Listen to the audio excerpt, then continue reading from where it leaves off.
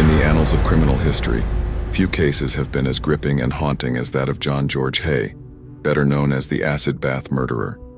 Driven by a thirst for wealth and success, his disturbing obsession with the notion of a perfect crime led him down a sinister path, involving deception, fraud, and ultimately, cold-blooded murder. With a shocking method of disposing of his victims, Haigh managed to leave little evidence behind, capturing the imagination of the public and investigators alike. This narrative explores the chilling psychology behind Haigh's actions, the events that led to his downfall, and the lasting impact his crimes left on society. Journey into the depths of this gripping tale as we uncover the twisted mind of the acid bath murderer and the horrors he unleashed. Certainly, let's explore more details about the background of John George Haigh. John George Haigh was born into a middle-class family on July 24, 1909, in Stamford, Lincolnshire, England. His father, John Robert Haigh, was a successful and well-respected engineer. However, he was also a disciplinarian and imposed strict rules on his children. Haigh's mother, Emily, was deeply religious and had a profound influence on his upbringing. As a child, Haigh was described as intelligent but socially awkward. He often felt overshadowed by his older brother and struggled to fit in with his peers.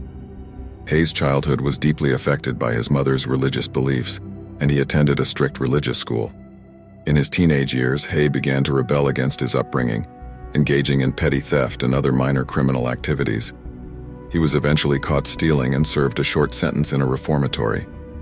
Adult life and criminal activities. In his early adulthood, Haigh moved to London, where he developed a taste for the high life and sought to acquire wealth and success at any cost. He possessed a charismatic and charming demeanor, which allowed him to make connections with affluent individuals. However, underneath his charming facade lay a cunning and manipulative personality. Haigh became involved in various fraudulent schemes, including property scams and swindling wealthy individuals. His criminal activities resulted in multiple arrests and imprisonments for fraud throughout the 1930s. It was during his time in prison that Haigh hatched a chilling plan to commit the perfect crime. He learned about the concept of corpus delicti, which suggested that without a body, a murder charge would be challenging to prove. This notion would later become the basis for his gruesome killing spree. In 1944, Haigh met William McSwan, a wealthy businessman who owned a successful factory. Haigh befriended McSwan and managed to gain his trust. He convinced McSwan that he had developed a secret invention that would make them both rich. Haigh invited McSwan to his workshop to discuss the supposed invention. Once there, Haigh bludgeoned William McSwan to death with a blunt object, likely a hammer. After disposing of McSwan's body, the acid bath murderer developed a relationship with his former friend's parents. The McSwans became concerned about why their son had not returned. Haigh told the couple their son was in London for a surprise visit and that he would bring them to him. Haigh surprised them instead with the same fate as their son, bludgeoning both Mr. and Mrs. McSwan in the head. Haigh disposed of the couple's bodies in drums of acid. He would go on to sell the McSwans' properties and move into a hotel in Kensington. This macabre method of body disposal earned him the nickname acid bath murderer. The acid bath murders continued in 1948 when Haigh targeted Olive Duran Deacon, a wealthy widow whom he knew through his fraudulent activities.